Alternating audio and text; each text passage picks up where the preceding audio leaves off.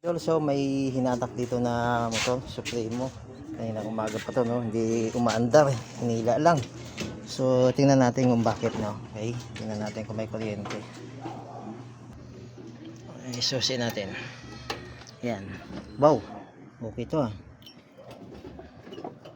Try natin isusi, kain.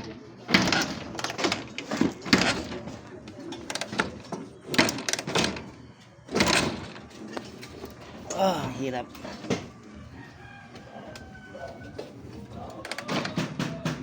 Ayun, okay. So may kuryente siya mga idol. Okay, meron. Kaya lang hindi maandar. So tingnan natin itong ibabaw, no. Okay. So okay. Ayan mga idol, natanggal ko na yung cylinder head.